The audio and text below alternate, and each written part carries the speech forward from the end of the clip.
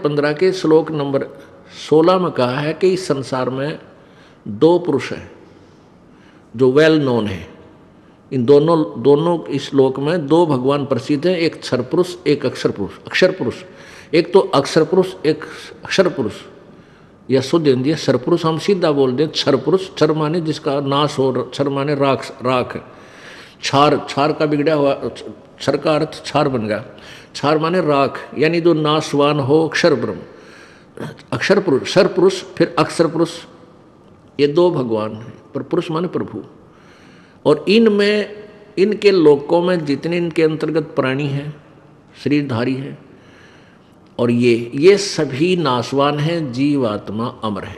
जीवात्मा की मरती नहीं, कुत्ते की गधे की वो तो अलग है, लेकिन शरीर तो स्थूल शरीर है इनके, ये सब नाशवान है। ये भगवान भी नाशवान है। अक्षर पुरुष का अर्थ वैसे अविनाशी परमात्मा होता है। अपने आत्माओं, आप मानव हो और अब ऐसा शिक्षित मानव है, इतना माइंडेड है कि कैसे कैसे इंस्ट्रूमेंट बना लिए, ये कंप्यूटर बना लिए, आसमान में इंटरनेट सेट कर लिए, पता नहीं क्यों क्यों खड़द उतार दिए। यानी इतना बुद्धिमान है। तो आज इस ज्ञान को पुनर्समझना होगा अपने परमात्मा वाली विज्ञान को। विज्ञान का अर्थ होता तत्व ज्ञान, विज्ञान यानी विशेष ज्ञान। विज्ञान, ज्ञान माने ज्ञान, सिंपल ज्ञान, और विज्ञान जो विशेष ज्ञान। तो जो विज्ञान को हम विज्ञान बोलते हैं वो विज्ञान अलग है, वो भी विज्ञान है, विशेष ज्ञान हो गया। क्योंकि पहले हमें पता नहीं था रेडियो के ऊपर बने, जहाज कैसे बने, कंप्यूटर कैसे बने। ये तो भौतिक विज्ञान हुआ। आध्यात्मिक विज्ञान, आध्यात्मिक तत्व ज्ञान, उसको भी हम बहुत आसानी से सीख सकते हैं, जान सकते हैं, यदि हमारा एक बार बुद्धि इधर डाइवर्ट हो जाए।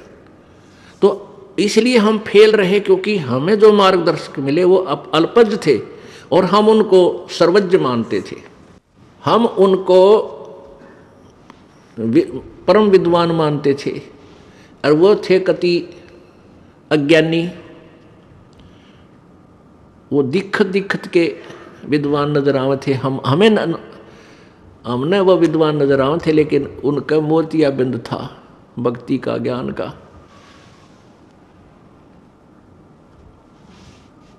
तो इस प्रकार हमने इस ज्ञान को गहराई से सोचना पड़ेगा, तब हम इस मार्ग पर चल पाएंगे। नहीं तो वैसे फिर हम केवल इसी उद्देश्य से आए हैं, हमारा संकट कट जा, हमारा नो सुख हो जा, बस इतना ही बहुत है, तो फिर वो तो होगा ही होगा। आपको बार बार यहाँ बुलाते हैं तो आपको परमात्मा एक दो सुख तय ऐसा दे देगा, आप सोच भी नहीं सकते। अपने कोटे तो देगा, क्योंकि आपके जब पुण्य समाप्त हो चुके हैं, जो दुखी आदमी आए हैं, तो फिर आपकी रुचि बनेगी, फिर आपको बार बार बुलाया जाता है, ताकि हम अपना असली उद्देश्य आपको बता सकें। हमारा ये आश्रम खोलने का, आपको यहाँ बुलाने का उद्देश्य क्या है, कि हम परमात्मा के ज्ञान से आपको परिपूर्ण कर दें। आप मार ना खाओ। एकादा कोई कर्म की मार जो आती है वो बहुत भयंकर हो और हल्के में टल जावे, थोड़ा बहुत चोट फेट आ जाती है आपके, तो आप डगमग ना हो सको, क्योंकि फिर आपका ज्ञान आधार बन जाएगा। कभी और भगवान की तरह नहीं, ऐसी भक्ति कहीं पर नहीं है। तो फिर आप काल के हाथों नहीं आओगे। वहाँ तो आपको कोई सुख होना ही नहीं था, बिल्कुल ही नहीं होना था। आपके पुण्य चले, इतने सुखी नजर आए, पाप शुरू हो गए, फिर बिरानमाटी होगी, कोई समाधान नहीं, तड़प भुगत कर मरे जाते हो। यहाँ ऐसा नहीं होने देंगे प्रभु। तो प्रसंग जो चल रहा है कि वो अविनाशी जैसे अक्षर पुरुष है। अक्षर का अर्थ होता है जिसका जो नाश कभी ना हो, अक्षर। अब यहाँ इस गीता जी अध्याय नंबर 15 के श्लोक नंबर 16 में अक्षर पुरुष और अक्षर पुरुष दो बताए दिए। यहाँ असमंजस में पड़ जाएंगे हम, भाई इसको भी अक्षर पुरुष कह दिया, फिर ये अविनाशी भी और फिर नाशवान बता दिया। अब ये समझना है, जैसे एक तो प्याला होता है चाय पीने का, ये कप सफ़ेद सा होता है, उसका तो हमें पता ही है, तो एक पर गिर गया परस पे, पक्के पे टुकड़े टुकड़े हो जाएगा। ये तो बिल्कुल नाशवान है, सीधा नाशवान, अंडरस्टूड है। और एक कप होता स्टील का। अब स्टील का उस मिट्टी वाले कप के कंपैरिजन में, तुलना में, वो चिरस्थायी है। वो चिरस्थायी है लेकिन अविनाशी नहीं है। इसलिए ये इस तरह समझो कि वो जैसे स्टील के कप का नाश तो होगा लेकिन समय बहुत लग जाएगा, काफ़ी वर्षों के बाद वो टूटे, उसको जंग लगेगा स्टील को, लोहे को, और फिर धीरे धीरे वो ख़त्म हो जाएगा। लेकिन बहुत उसकी तुलना में वो अविनाशी मान लिया, लेकिन वो वास्तव में अविनाशी नहीं है। अब जैसे सोना धातु है, उसका अस्तित्व समाप्त नहीं होता, उसको ना दर लगता, ना ख़त्म होता, ना काई लगती, उसको वो नष्ट नहीं होता। तो ऐसा समझो। अब इस गीता जी अध्याय नंबर 15 के श्लोक नंबर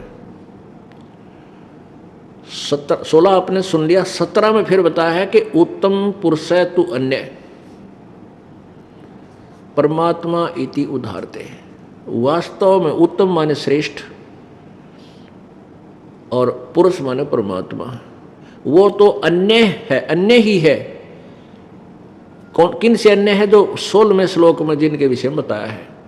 कौन कौन से? अक्षर पुरुष और अक्षर पुरुष।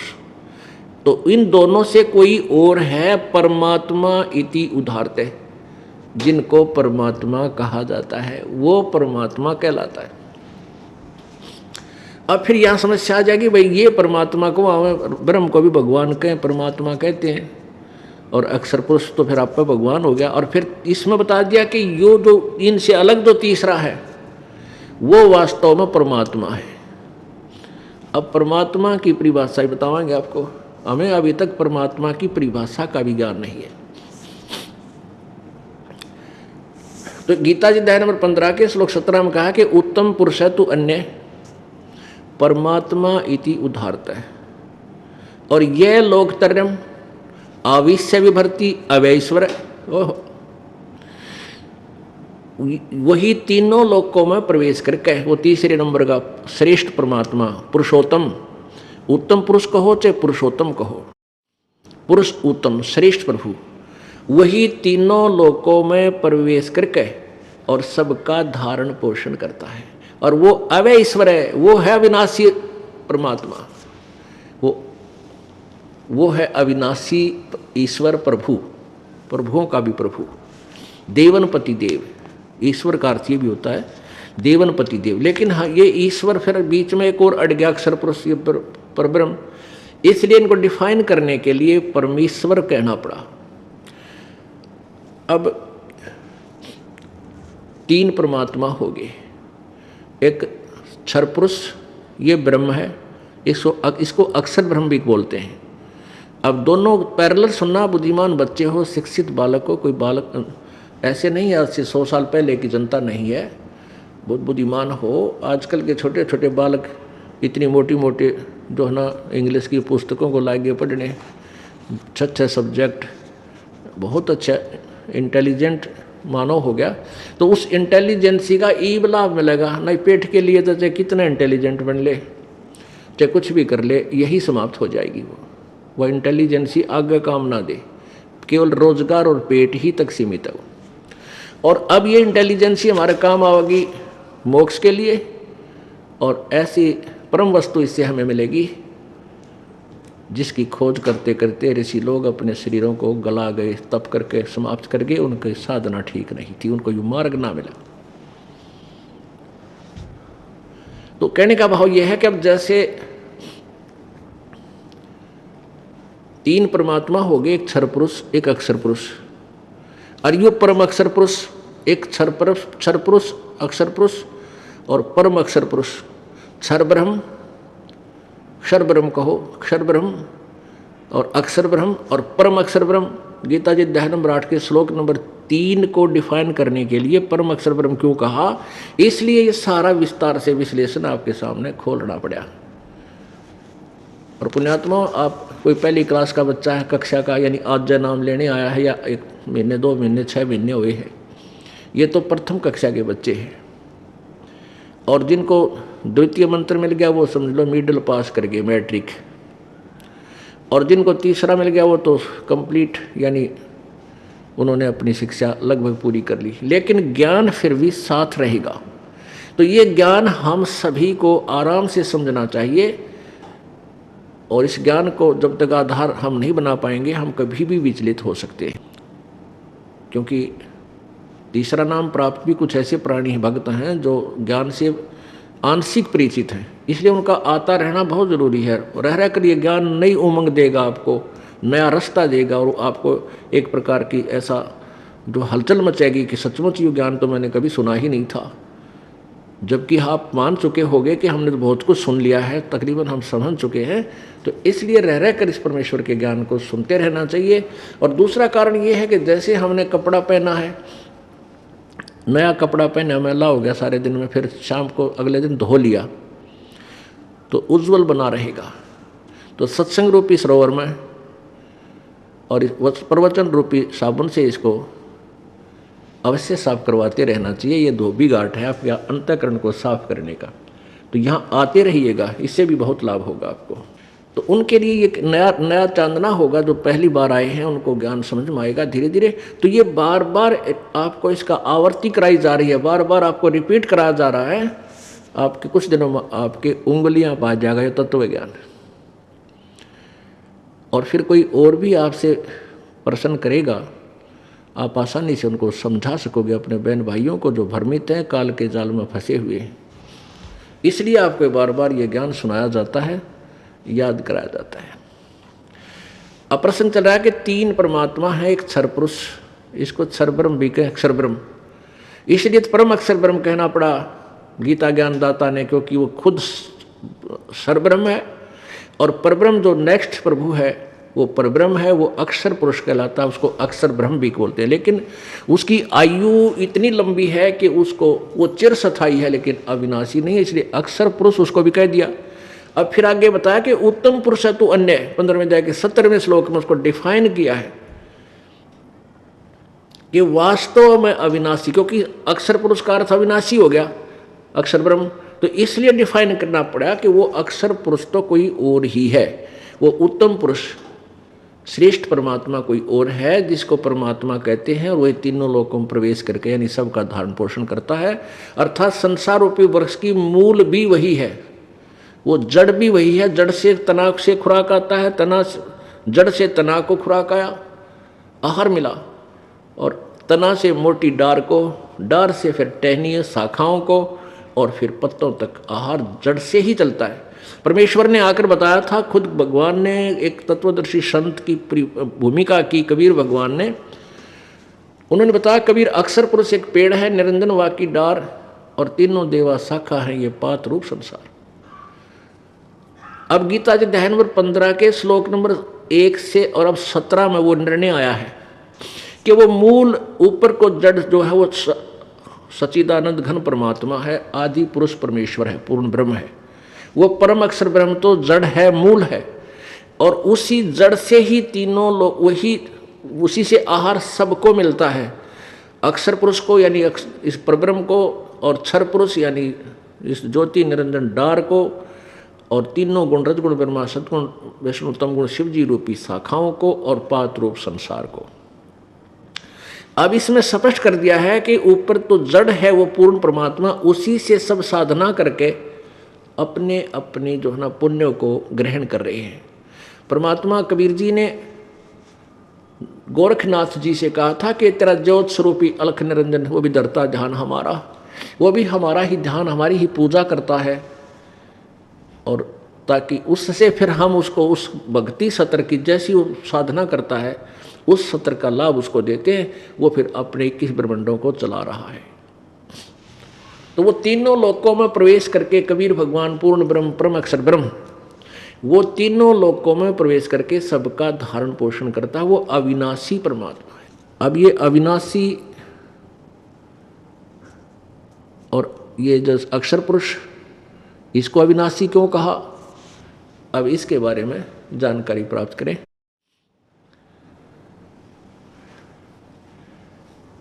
ब्रह्मा विष्णु और महेश ये तीनों देवता नाशवान हैं। ये तो बहुत ही अल्प आयु के हैं, किसकी तुलना में, अन्य भगवानों की तुलना में। अन्य कौन, ब्रह्म और परब्रह्म की आयु की तुलना में।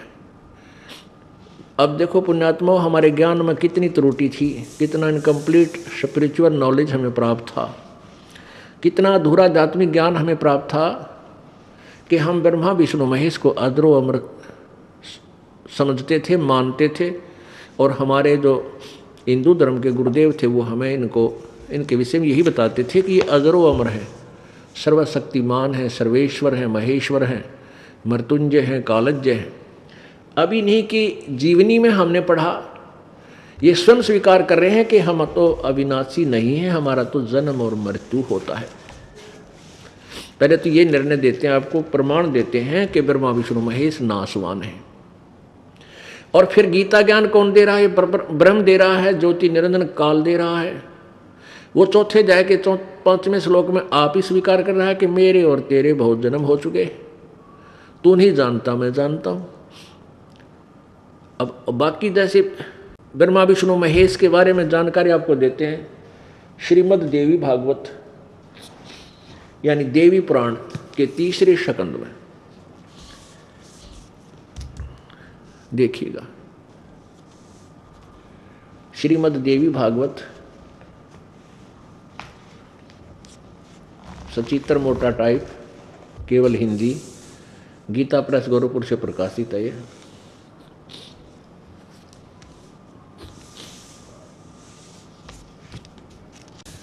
संक्षिप्त श्रीमद् देवी भागवत, संपादक हनुमान प्रसाद पोदार, चिमनलाल गोस्वामी। ये कहाँ से मुद्रित है और प्रकाशित है? प्रकाशक एवं मुद्रक गीता प्रेस गोरखपुर, गोविंद भवन कार्यालय कोलकाता का संस्थान है। ये इनके फ़ोन नंबर है। इसके 123 पृष्ठ पे ये देखिएगा, 123 पृष्ठ पे 3रा स्कंद, ये 3रा स्कंद।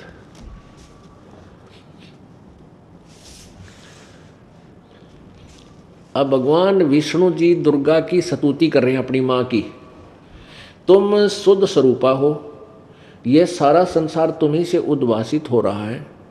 मैं अर्थात विष्णु, मैं ब्रह्मा और शंकर, हम सभी तुम्हारी कृपा से विद्यमान हैं। हमारा आविर्भाव माने जन्म और तिरोभाव माने मृत्यु हुआ करता है। हमारा तो जन्म और मृत्यु होता है। हम अविनाशी नहीं हैं, हम नित्य नहीं हैं। नित्य माने अविनाशी। केवल तुम ही नित्य हो, जगत जननी हो, प्रकृति और सनातनी देवी हो।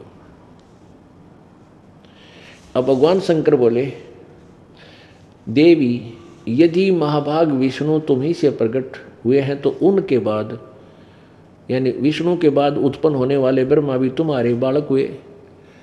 और फिर मैं तमोगुणी लीला करने वाला शंकर क्या तुम्हारी संतान नहीं हुआ? अर्थात मुझे भी जन्म देने वाली, उत्पन्न करने वाली तुम ही हो। शिवे, संपूर्ण संसार की सृष्टि करने में तुम बड़ी चतुर हो। इस प्रकार इस संसार की सृष्टि, स्थिति और संहार में तुम्हारे गुण सदा समर्थ है। उन्हीं तीनों गुणों से उत्पन्न हम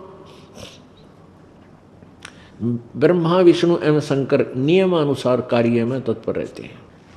अब श्री दुर्गा पुराण ने, देवी पुराण ने यह सिद्ध कर दिया कि ब्रह्मा विष्णु महेश स्वयं स्वीकार कर रहे हैं हमारा जन्म और मृत्यु होता, हम अविनाशी नहीं है।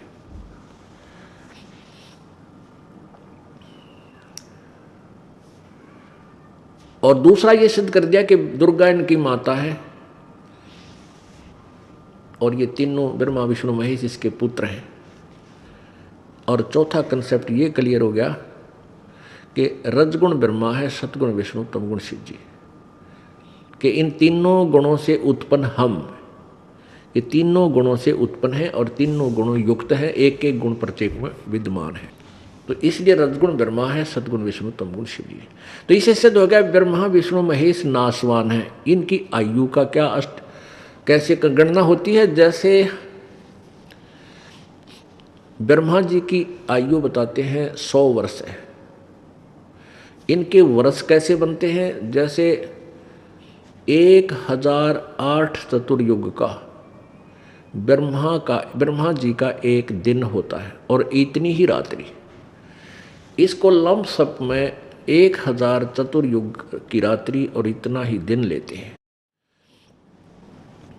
तो 2000 चतुर्युग की दिन और रात होगी और 30 दिन रात का एक महीना होता है, 12 महीने का एक वर्ष और 100 वर्ष की आयु ब्रह्मा जी की। ब्रह्मा जी के 50 वर्ष पूरे हो चुके हैं। इस तरह के 51वां वर्ष चल रहा है, उत्तरार्ध चल रहा है इनका। पूर्व आर्ध खत्म हो चुका है, यानी पहले का आधा खत्म हो गया है, पीछे का आधा अब स्टार्ट हुआ है। अब जब 7 ब्रह्मा की मृत्यु हो जाएगी, एक विष्णु की मृत्यु होगी और 7 विष्णु जी की मृत्यु हो जाएगी, तब एक शिव जी की मृत्यु होगी। रजगुण सतगुण तमगुण जैसे ये ब्रह्म के पुत्र हैं। तो जब 70,000 त्रिलोकीय शिव मर लेंगे, इस तरह जब 70,000 बार यो शिव मर जाएगा, यो शंख महेश मर लेगा, उसके बाद ब्रह्मलोक में जो यो काल रहता है, ये वहाँ 3 रूप धारण करके रहता है। इसी प्रकार एक रूप में ये विष्णु रूप धारण कर लेता है और फिर ब्रह्मा रूप धारण करता है, फिर विष्णु रूप धारण करता है, फिर ये शिव रूप धारण भी हुए किए हुए। इस प्रकार जो शिव रूप में ये वहाँ ब्रह्मलोक में है, इसकी मृत्यु होती है 70,000 बार। ये त्रिलोकीय शिव मर लेंगे तो यूं एक युग हो गया। अब मोटा सा ध्यान रखना, ऐसे जो 70,000 बार जब त्रिलोकीय शिव मर लेगा, यूं एक युग हो गया। किसका? परब्रह्म का, अक्षर पुरुष का। अब ध्यान से सुनना, ये काल तो बीच में अड़ंगा डावेगा क्यों, इसकी पोल खुल रहा है। आप अपना ध्यान से सुनो, ये बहुत ही इंपॉर्टेंट चैप्टर चल रहा है। अब ये एक युग हो गया, 70,000 बार जब शिव मर लेगा, एक काल मरेगा और इसको परमात्मा ने ऐसी आशीर्वाद दे रखा है। फिर यू एज इट इज युवा शरीर धारण करेगा दूसरे ब्रह्मांड में। एक ब्रह्मांड का नाश हो जाएगा, 21 ब्रह्मांड है इसके पास, और ये सभी प्राणी भी नष्ट हो जाएंगे, स्थूल शरीर नाश हो जाएंगे, इनका सूक्ष्म शरीर सहित ये दूसरे लोक में ले जाएगा। और इसी प्रकार दुर्गा की भी मृत्यु इसी स्थिति से होगी, काल के साथ मरेगी ऐसे ही, और इसका भी फिर युवा शरीर होगा। वहाँ दूसरे ब्रह्मांड में ये फिर इसी प्रकार अपनी प्रजनन क्रिया से इन 3 पुत्र रजगुण ब्रह्मा, सद्गुण विष्णु, तमगुण शिव जी, अन्य श्रेष्ठ आत्माओं, अच्छी आत्माओं को ये वहाँ जन्म देंगे। और जो वर्तमान में ब्रह्मा विष्णु महेश चल रहे हैं, ये 84 लाख योनियों में साधारण जीव की तरह इनका जन्म प्रारंभ हो जाएगा। तो ये एक युग हो गया। अब ध्यान रखना, युग और चतुर्युग में ब्रह्मा जी की आयु और अन्य जो ये 3 भगवान, 2 भगवान और हैं, विष्णु और शंकर, इनकी आयु का तो परिमाण है चतुर्युग से, और अब केवल युग से होगा परब्रह्म का जो है। तो ये एक युग हो गया उस अक्षर पुरुष का, जो गीता जी अध्याय नंबर 15 के श्लोक नंबर 16 में क्षर पुरुष और अक्षर पुरुष। तो ये क्षर पुरुष, यह अक्षर पुरुष जो है, क्षर पुरुष यानी ब्रह्म, इसकी मृत्यु होगी ऐसे जैसे 70,000 त्रिलोकीय शिव मरने के बाद एक शिव मरा। इस काल रूपी शिव को हो, काल रूपी ब्रह्म को हो, सदाशिव को हो, ये वही काल है, इसकी मृत्यु होगी। तो ये इसकी एक बार जो मृत्यु हुई, ऐसे तो एक युग हो गया उसका अक्षर पुरुष का, और ऐसे ये 1000 युग का अक्षर पुरुष का दिन और इतनी ही रात्रि। नोट चतुर्युग, इसमें चतुर्युग नहीं है। गीता जी अध्याय नंबर 8 के श्लोक नंबर 17 में इन अनुवादकर्ताओं ने अड़ंगा कर रखा है, इन्होंने चतुर्युग लिख दिया, जबकि मूल संस्कृत में युग है, चतुर्युग नहीं है उसमें। और इन्होंने बस ब्रह्मा जी की आयु का विश्लेषण वहाँ पर दे दिया, जबकि वहाँ पर अक्षर पुरुष यानी परब्रह्म के विषय में उसकी आयु का वर्णन दिया गया है। तो ऐसे 1000 वर्ष का ब्रह्म, परब्रह्म का 1000 वर्ष, ऐसे बने हुए 1000 वर्ष यानी 1000 युग, नोट चतुर्युग, ऐसे बने हुए 1000 युग का ब्रह्म, उस परब्रह्म का दिन इतनी ही रात्रि अक्षर पुरुष की, और 30 दिन रात का 1 महीना, और 12 महीने का 1 वर्ष, और 100 वर्ष की इस अक्षर पुरुष की आयु अर्थात इसकी मृत्यु होगी। अब इसलिए इसको अक्षर पुरुष कह दिया, चिरस्थायी है ये। अब विचार करो, मनुष्य 100 वर्ष में तकरीबन मृत्यु को प्राप्त हो जाती है, और 43,20,000 वर्ष का एक चतुर्युग बनता है, सतयुग, त्रेता, द्वापर और कलयुग। 43,20,000 वर्ष का, ओह।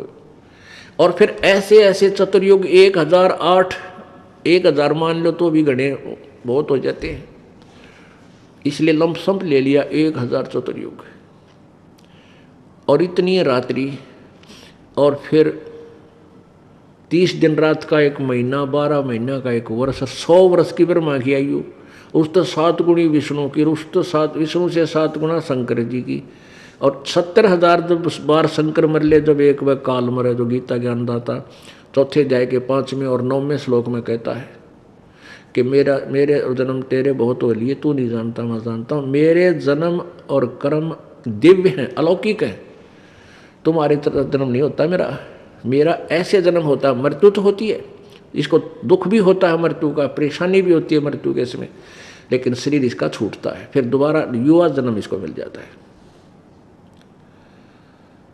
अब ये अक्षर पुरुष भी नाशवान क्यों बताया, इसलिए तो तीसरे की व्याख्या करनी पड़ी कि उत्तम पुरुष है तो अन्य परमात्मा इति उदाहरते, यह लोग तरम आविश्य विवर्ती अवय ईश्वर है, वो अविनाशी भगवान है, तीसरे नंबर का वो परम अक्षर ब्रह्म है। एती उम्र बुलंद मरेगा अंतरे, क्योंकि कोई सतगुरु में ले न लगे न कान न भेंटे वो संतरे। ओह, एती उम्र बुलंद मरेगा अंतरे, सतगुरु लगे न कान न भेंटे वो संतरे। ओह, वो संत तुझे नहीं मिले, वो सतगुरु तेरे कान नहीं लगे। अब देखो इसमें 2 व्याख्या की है कि सतगुरु लगे न कान न भेंटे संतरे, वो संतरे। जैसे ही आप जी तत्व ज्ञान से परिचित होगे, आप ऐसे संत तो होगे कि दूसरे को बता सकते हो भाई ज्ञान ये है, लेकिन आप सतगुरु नहीं हो। सतगुरु तो वो होगा जो नाम देगा। तो कहते हैं सतगुरु लगे न कान न भेंटे संतरे, क्योंकि आप जी के संपर्क में पुण्यात्मा आवेगी अब, क्योंकि आप भक्त बन गए, संत बन गए, और आप ज्ञान समझाओगे, यही जो दास आपको फीड कर रहा है। फिर आपसे संपर्क में आके फिर सतगुरु के पास आएंगे, नाम लेंगे, कल्याण होगा। तो कहते हैं इतनी लंबी उम्र भी जो अन्य पूजाएं तुम करते हो, कहते हैं इंद्र कुबेर ईश की पदवी, और ब्रह्मा वरुण धर्मराया विष्णुनाथ के पुर को जाके फिर भी जन्म मृत्यु में आया। यानी ब्रह्मा विष्णु महेश की पदवी पाकर भी इतनी, क्योंकि अच्छी साधना करने से इतनी लंबी उम्र मिलती है और देवपद प्राप्त होता है। जो तुमने ब्रह्म सत्र की अन्य साधनाएं की है, फिर भी मोक्ष नहीं हुआ। इतनी उम्र बुलंद मरेगा अंतरे, क्योंकि तू साधना ठीक नहीं कर रहा है तो जैसे वेदों अनुसार कर रहे हो, तो ये भी पूर्ण मोक्ष नहीं है। क्योंकि वेद ज्ञान दाता यजुर्वेद अध्याय नंबर 40 के श्लोक नंबर 10 से 13 में इनमें किसी अन्य और ज्ञान के विषय बता रहा है जो तत्वदर्शी संत ही बताएंगे उस परमेश्वर के बारे में, उनसे सुनो। तो अपने विषय में 40 में यजुर्वेद के 40वें अध्याय में के श्लोक नंबर 15 में, मंत्र नंबर 15 में कहा कि ओम कर्तु समर कलवे समर, और कर्तुम समर, ओम नाम का जाप काम करते करते स्मरण करो, विशेष कसक के साथ स्मरण करो, और अपना मनुष्य जीवन का प्रथम कर्तव्य जानकर, परम कर्तव्य जानकर इसका श्रवण करो। भस्मा वायु अनिलम भस्मांतम शरीरम अमृतम, कि जब तेरा शरीर नष्ट होगा तो शरीर छोड़कर जाएगा, तब तुझे मेरे सत्र की जो अमरत्व है वो प्राप्त हो जाएगा। अब ब्रह्म साधना से ब्रह्मलोक प्राप्त होता है। ब्रह्मलोक प्राप्त प्राणी 36,000 बार 36,000 बार उत्पत्ति प्रलय तक ब्रह्म लोक में रह जाते हैं, यानी ब्रह्मा की एक आयु तक वो ब्रह्म लोक में रह जाते हैं, लेकिन फिर अपने पुण्य समाप्त करके फिर ऐसे ही पशु योनियों से उसका जीवन प्रारंभ हो जाता है। और परमात्मा कहते हैं 36,000 बार, यानी ब्रह्मा की उम्र तक भी आप स्वर्ग में भी रह गए तो फिर क्या हुआ, और फिर भी मृत्यु जन्म मृत्यु। और फिर कहते हैं पर ब्रह्म की आयु आप गणना ही भूल जाओगे कितनी है, तो दूसरे हिसाब से फिर सेट करनी पड़ी प्रभु ने उसकी उम्र बताने के लिए। तो एती उम्र बुलंद मरेगा अंतरे, क्योंकि सतगुरु लगे न कान न बैठे वो संतरे, कि तुझे वो तत्व ज्ञान से परिचित संत नहीं मिले और सतगुरु नहीं मिला तेरे को, इसलिए तेरी बिरान माटी आज तक विद्यमान है। अपने आत्माओं, हमने परमात्मा प्राप्ति करनी है, मनुष्य जीवन का मूल उद्देश्य प्रभु पाना ही है। यदि हम इसके हटकर कोई भी कार्य करते हैं, वो तो पशु भी कर रहे हैं, पक्षी भी कर रहे हैं, सभी अपने बच्चे उत्पन्न करते हैं, उनमें मोह ममता, उनके बारे में चिंतित, फिर मृत्यु, सभी ऐसे ही चल रहे हैं। यदि हमने मनुष्य जीवन पाकर परमात्मा प्राप्ति नहीं की, यानी सतलोक नहीं पहुँचे, फिर चाहे हम यहाँ पर प्रधानमंत्री बन जावा और चाहे देव पद प्राप्त कर लें, हमारी दुर्गति नहीं मिट सकती। जब ये प्राणी माँ के पेट में था, माँ के गर्भ में जब प्राणी होता है, इसको पता होता है जीव को, मानो शरीरधारी प्राणी को माँ के गर्भ में होता है, तो इसको पता होता है कि अब तेरी आगे चल के क्या दुर्गति होगी, तेरा क्या बुरा हाल होगा। और ये दुर्गति किस कारण से हुई कि मैंने भक्ति भगवान की नहीं किसी मनुष्य जीवन में। तो अब वो बार बार कहता है परमात्मा मैं आपकी भक्ति करूँगा, एक बार इस नरक से मुझे बाहर कर दे भगवान, मैं तुझे कभी नहीं भूलूंगा। अब मुझे सब पता चल गया मैं ऐसे क्यों दुखी हुआ। और फिर जब ये बच्चा बाहर आ जाता है, बाहर आते ही ये 3 इंजेक्शन लगा दिए जाते हैं काल द्वारा। रजगुण ब्रह्मा, सतगुण विष्णु, तमगुण शिव जी, इन तीनों अपने पुत्रों को एक एक गुण से युक्त कर रखा है, और इनके अंदर से निकल रहा प्रभाव ऑटोमेटिकली प्रत्येक प्राणी पर प्रभावित कर रहा है, सब पे इफेक्टिव है। अब जैसे ब्रह्मा विष्णु महेश कहीं भी रहें, उनसे निकल रहा गुण प्रत्येक प्राणी को जो है ना प्रभावित कर रहा है। अब जैसे ब्रह्मा विष्णु महेश अपने लोकों में रहते हैं, इनके अलग अलग राजधानियाँ हैं, ब्रह्मा लोक अलग है, विष्णु जी का लोक अलग है, शिव जी का लोक अलग है। स्थान, लोक माने स्थान, देश। अब जैसे एक मकान में रसोई होती है, किचन, भोजनालय, और उसमें मिर्चों का छौंक लगता है, मिर्च डाल दी छौंक में, तो वो वहाँ से उसका जो प्रभाव है छौंक का, उस मिर्चों का प्रभाव ने जाकर उस मकान के अन्य कक्षों में बैठे हुए व्यक्तियों को भी प्रभावित किया, उनको छींकें आने लगी। जबकि मूल वस्तु रसोई में है, उससे निकला हुआ गुण कहाँ पहुँच गया, वहाँ जाकर प्रभावित किया। ऐसे ही ब्रह्मा विष्णु महेश अपने मूल स्थान, अपने राजधानियों में रहते हैं, और उनसे निकल रहे ये गुण आप जी को, तीनों लोकों के प्राणियों को, जैसे पाताल लोक, पृथ्वी लोक और स्वर्ग लोक के प्राणियों को प्रभावित कर रहे हैं।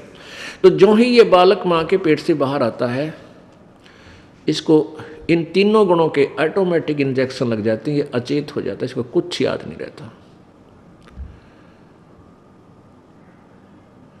फिर इसको नए सिरे से यहाँ का ज्ञान कराया जाता है, ये तेरा बाप पिता है, ये तेरी माँ है, ये तेरा भाई, ये बहन, ये चाचा ताऊ चाची मामा फूफी, ये सब उसको नए सिरे से फिर क ख ग घ ABC, ये नए सिरे से इसमें फीड की जाती है। और फिर ये कहता है जब ये शरीर छोड़कर जाता है तो परमात्मा के दरबार में जब इससे अकाउंट लिया जाता है, तो ये क्या कहता है, भगवान मेरे को पता नहीं लगा, मुझे ज्ञान नहीं हुआ कि मुझे क्या करना चाहिए था, भक्ति करनी चाहिए थी या नहीं थी। तो परमात्मा उलाहने में नहीं रहते, परमात्मा ये भी कसर नहीं छोड़ते। प्रत्येक गांव में, प्रत्येक नगर में, पूरी पृथ्वी पर कोई भी प्राणी ऐसा नहीं जो इस बात से अपरिचित हो भगवान की भक्ति करनी चाहिए, परमात्मा ने याद करो। यानी किसी ना किसी के मुख से उसने अवश्य कहा है भगवान की भक्ति करनी चाहिए, परमात्मा ने याद करवाई। कोई गलती करता है, पाप कर रहा है, भाई भगवान से डर, मालिक ने याद करे। यानी इस तरह की प्रेरणा प्रत्येक प्राणी तक मालिक ने पहुंचा रखी होती है। फिर दूसरा ये होता है, जैसे आप जी गए हुए हो, आप प्रत्येक भाई को, बहन को, मित्र को, सहेली को, कोई रिलेटिव है, संबंधी, उनसे अवश्य ये चर्चा करते हो कि भगवान की भक्ति करो और भक्ति का मार्ग ये है। वो भक्ति का साधना ठीक नहीं है। तो भले ही वो नहीं मान रहे हैं तो उनका दुर्भाग्य है। जब वो सच्चे दरबार में जाकर खड़े होंगे उनका कोई पुण्य उनके साथ होगा नहीं, क्योंकि भक्ति शास्त्र विरुद्ध है। गीता जी अध्याय नंबर 16 के श्लोक नंबर 23 में कहा कि अर्जुन, शास्त्र विधि को त्याग कर जो मनमाना आचरण करते हैं। मनमाने आचरण का अर्थ है जो अपनी मर्जी से लोक वेद के आधार पर, सुनी सुनाई कथाओं के आधार पर, ज्ञान के आधार से पूजाएं करते हैं, वो मनमाना आचरण कहलाता है, जो वेदों और गीता में वर्णित नहीं है। जो शास्त्र विधि को त्याग कर मनमाना आचरण करते हैं उनकी ना तो कोई सिद्धि होती है, ना उनकी गति होती है, ना कोई सुख होता है, यूजलेस। तो जो साधना आप कर रहे थे वो तो उनके पास साथ भक्ति धन हुआ नहीं और पापों की गठड़ी बंध गई पूरी। पाप बहुत इकट्ठे कर लिए, क्योंकि पाप तो दिन में बिना गिनती के होते हैं और पुण्य करने के लिए विशेष व्यवस्था करनी पड़ती है, गुरु बनाना पड़े। फिर जैसे गुरु जी बताओ वैसे साधना, पूर्ण गुरु, नकली गुरुओं से पूजा नहीं, ना उनकी कोई द्वारा बताई गई साधना से लाभ होने वाला। तो ऐसे पूरा गुरु मिले, फिर आप सच्ची लगन से, सच्चे तरीके से लगे, तब पुण्य बने। तो पुण्य तक कोई उनका बना नहीं, पाप की गठड़ी बंद गई। फिर वहां जा खड़ा हुआ धर्मराज के दरबार में। अब वहां ये एक बहाना बनाता है कि भगवान मुझे किसी ने बताया कोई नहीं, भक्ति कर ले। तब इसका फिल्म चलाता है परमात्मा। ये सब आप जो भी बातें जिसके साथ कर रहे हो, वैसे कोई गुप्त का गलती कर रहा है तो वो भी फिल्म बनकर भगवान के दरबार में पहुंच जाती है और एक आपके अंतःकरण में, आपके कंप्यूटर में ऑटोमेटिकली फीड हो जाती है।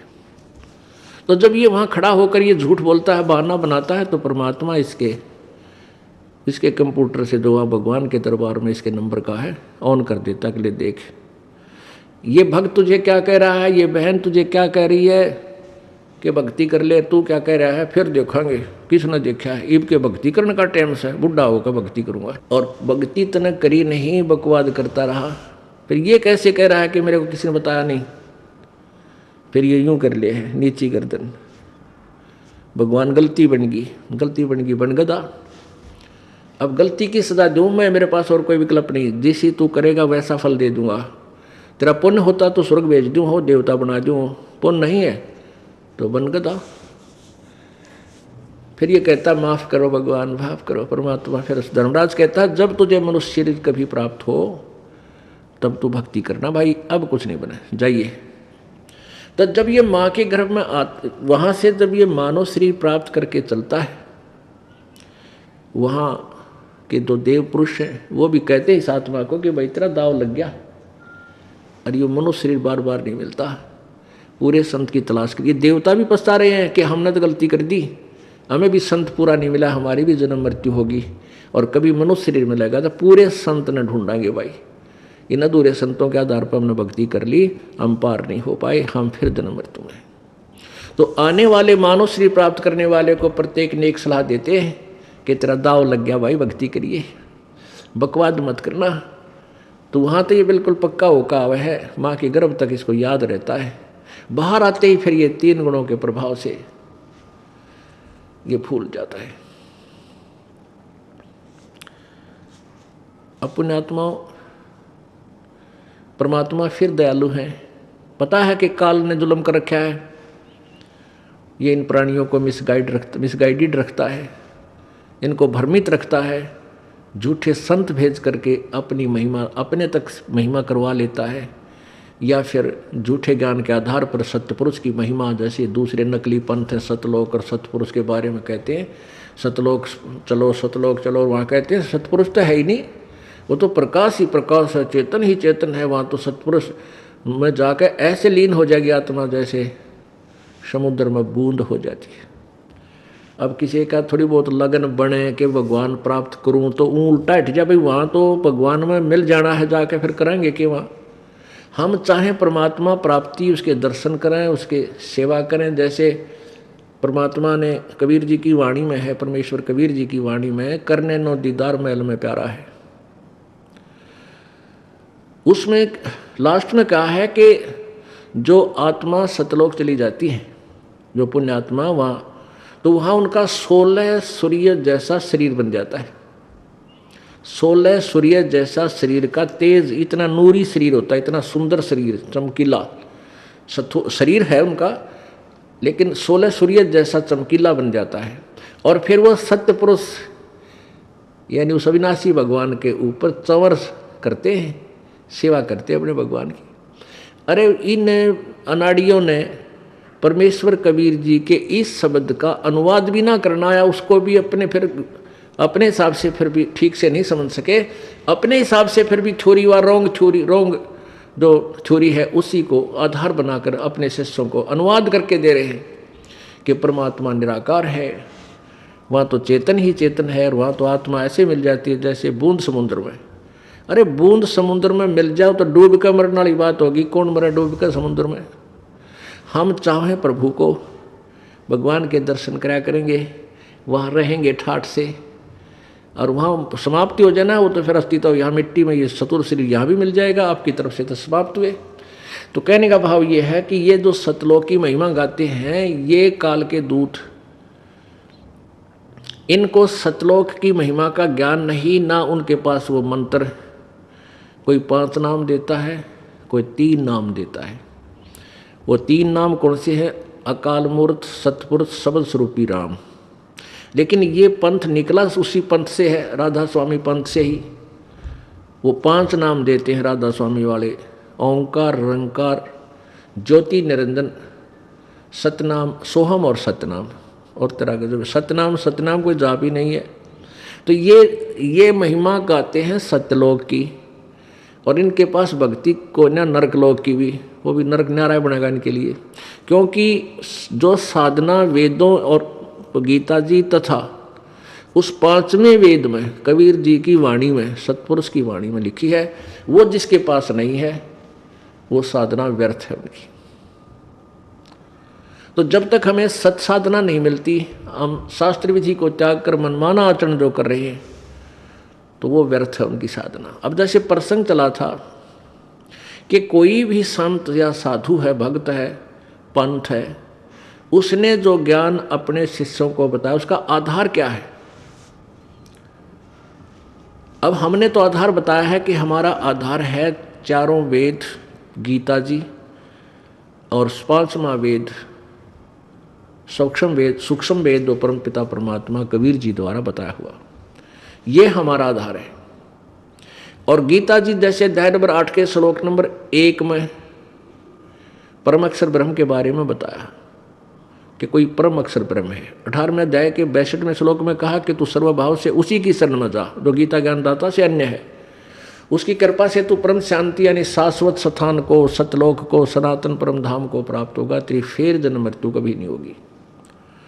अपने बारे में गीता ज्ञानदाता कह रहा है 4 अध्याय के 5वें श्लोक में, तेरे और मेरे बहुत जन्म हो चुके, तू नहीं जानता, मैं जानता हूँ। 9वें अध्याय में 4 अध्याय के 9वें श्लोक में कहा कि मेरे जन्म और कर्म दिव्य हैं।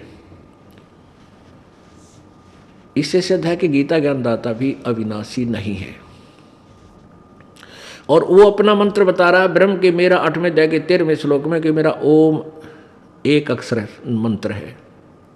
8वें अध्याय के 5, 6 और 7, 8, 9, 10 इन 6 श्लोकों में ये स्पष्ट हो गया 2 भगवानों की भक्ति न्यारी न्यारी। गीता ज्ञानदाता 8वें अध्याय के 5वें श्लोक में कहता है कि तू मेरी भक्ति कर और मुझे ही प्राप्त होगा। 8वें अध्याय के 6ठे श्लोक में कहा कि ये नियम है अर्जुन, अंत समय में जो जिस भी भाव में भावित रहता है, जो ब्रह्म की साधना है, मेरी साधना करता है, मेरे भाव में, मेरे ही गुणों से परिचित है, मेरे में आसक्त है, तो मुझे प्राप्त होगा। और जो किसी अन्य देव या किसी भी देवता में या पूर्ण परमात्मा में भावित है तो उसके पास चला जाएगा, उसी को प्राप्त होता है। यानी ये नियम है अंतिम श्वास तक जिसमें जो आस्था रखता है उसी को प्राप्त होता है। 8वें अध्याय के 7वें श्लोक में गीता ज्ञानदाता कहता है कि तू मेरी भक्ति भी कर और युद्ध भी कर तो मुझे प्राप्त होगा, डोंट वरी, तो मुझे प्राप्त होगा। बस यहां तक तो चैप्टर समाप्त हो गया गीता ज्ञानदाता ने जो अपने बारे में बता रहा है। मेरा ओम मंत्र है 8वें अध्याय में 13वें श्लोक में कहा। अब 8वें अध्याय के 8, 9, 10 3 श्लोकों में उस परम अक्षर ब्रह्म के विषय में बताया गया कि उसकी साधना करेगा तो उसको प्राप्त होगा, उसी के पास चला जाएगा। उस परमात्मा की साधना कौन क्या है उसके बारे में गीता ज्ञानदाता कहता है 4थे अध्याय के 34वें श्लोक में और 32वें श्लोक में कि उस परमेश्वर के बारे में विस्तार से, उस परमेश्वर की अमर वाणी में, सच्चिदानंद घन की वाणी में विस्तार से लिखा गया है। उसके बारे में तत्वदर्शी संत बताएंगे, उनकी तलाश कर, उनसे प्रसन्न कर, फिर वो तत्वदर्शी संत आपको जो मार्ग बतावें वो साधना कर। यानी तत्वदर्शी संत, एक तो संत, एक तत्वदर्शी संत सदगुरु को ही कहते हैं। संत तो भक्त भी होते हैं जिनको ज्ञान हो गया, उनको भी साधु संत यानी अच्छी आत्माएं, श्रेष्ठ ऋषि कहो संत कहो। और तत्वदर्शी संत सदगुरु ही होते हैं जो एक बार पृथ्वी पर एक ही होता है। तो पुण्यात्मा अब उसके बारे में बताया कि उस परम अक्षर ब्रह्म की साधना वो तत्वदर्शी संत बताएंगे, उनकी खोज कर। उसका संकेत भी किया है 17वें अध्याय के 23वें श्लोक में गीता जी में कि उस पूर्ण परमात्मा सच्चिदानंद घन की साधना ओम तत्सत इति निर्देश ब्रह्मण त्रिविध समर्थ है। उस पूर्ण परमात्मा सच्चिदानंद घन की साधना का ओम तत्सत ये कंप्लीट मंत्र है उस पूर्ण परमात्मा की, और वो 3 प्रकार से ही पूजा, तीन मंत्र का जाप है और 3 प्रकार से ही उसकी विधि है स्मरण करने की। तो वो गीता ज्ञानदाता ने को नहीं पता, क्योंकि तत् और सत ये गुप्त मंत्र है। तत् ये परब्रह्म का अक्षर पुरुष का जाप है, और मंत्र है वो ये दास बताएगा। और ये तत् मंत्र यानी वो सांकेतिक मंत्र और ओम मंत्र, ये 2 अक्षर का मिलकर, दोनों अक्षर मिलकर के ये एक सतनाम बन जाता है। इनकी 2 विधि से सिमरन का तरीका है। और तीसरा जो सत है वो सार नाम होता है, वो परम अक्षर ब्रह्म का मंत्र है। तो ये बताया कि उस परमेश्वर के पाने का ओम तत्सत इति निर्देश है ब्रह्मण है, सच्चिदानंद घन परमात्मा ब्रह्मण माने उसके सच्चिदानंद घन ब्रह्म का ये ओम तत्सत, ये 3 मंत्र का जाप है सुमरण करने का, और यही मोक्ष मार्ग है। तो पुण्यात्मा जो प्रसंग यहाँ से शुरू हुआ था कि हम जो साधना कर रहे हैं, प्रत्येक प्राणी भक्ति कर रहा है, और वो क्या कर रहा है, उसका आधार क्या है, सबसे पहले ये निर्णय करके तब हमने इस भक्ति मार्ग पर कदम रखना चाहिए, न तो सुख के डले ढोरे। तो जिन संतों को हम संत समझते थे वो संत नहीं थे, जिन विद्वानों को हम विद्वान समझते थे वो विद्वान नहीं थे, क्योंकि वेदों और गीता और पुराणों को वो समझ नहीं सके। उनके विषय में बताया है मोती मुक्ता दर्शत नाही ये जग है सब अंदरे, दिखत के तो नैन चश्म इनका फिरा मोतिया बंदरे। ये संत और भगत विशेष वेशभूषा बनकर, कोई लाल कपड़े पहनकर, कोई डाढ़ी मूछ रखा के, कोई गोटम गोट मुंड मुंडा के, ये दिखत है विद्वान और संस्कृत बोलने धारावाहिक। तो ये ऐसे दिखाई देते हैं जैसे बड़े विद्वान हो, पर इनको कह का भी पता नहीं भक्ति मार्ग का। तो उसके विषय बताया है कि मोती मुक्ता दर्शत नाई, मुक्ति रूपी मोती यानी भक्ति का यथार्थ मोक्ष, पूर्ण मोक्ष मार्ग का यथार्थ भक्ति मार्ग सदग्रंथों में वर्णित है। इनका समझ में नहीं आया, इनको दिखता नहीं तो ये आंख नहीं है, ये विद्वान नहीं है, इनका मोतिया बंद हो चुका है। जिसको मोतिया बंद हो जाता है वो आंखें स्वस्थ नजर आती हैं पर उसको दिखता कभी नहीं। तो ये विद्वान लगे थे लेकिन इनके अज्ञान का मोतिया बंद हो रहा था, कुछ नहीं दिखाई देता। मोती मुक्ता दर्शत नाही ये जग है सब अंदरे, दिखत के तो नैन चश्म इनका फिरा मोतिया बंदरे। ये संसार समझदा नाही कहंदा श्याम दोपहरे नू, गरीबदास ये वक्त जात है रोओगे इस पैरे नू, ये संसार समझदा नहीं। और कहंदा श्याम दोपहरे नू, इस काल के लोक में अग्नि में जल रहे हैं, इतने दुखी हैं, कोई भी सुखी नहीं प्राणी, ब्रह्मा विष्णु महेश तक महादुखी है। और इसी को ये सुख मान बैठे, कहते हैं ये संसार समझदा नहीं, कहंदा श्याम दोपहरे नू। जून का महीना, और ये हरियाणा राजस्थान यूपी पंजाब का क्षेत्र, रात दिन के दोपहर, दोपहर माने बिल्कुल 4 पहर का दिन होता है, शिखर में सूर्य हो उसको दोपहर बोलते हैं। और वहाँ कोई पड़ा है शराब पीकर नशे भांग के में, उसको कोई कहे कि चल भाई तुझे उठाऊं, इधर वृक्ष के नीचे लेट जा, तू जल रहा है, तुझे बहुत गर्मी लग रही है। और वो शराब के नशे में नाड़ी क्या कहते हैं, मौज हो रही है, जेड़ा मत, बड़ा ठंडा आ रही है। अब वो नशे में बोल रहा है, वास्तव में उसका पसीने आ रहे, झाग आ रहे मुंह में,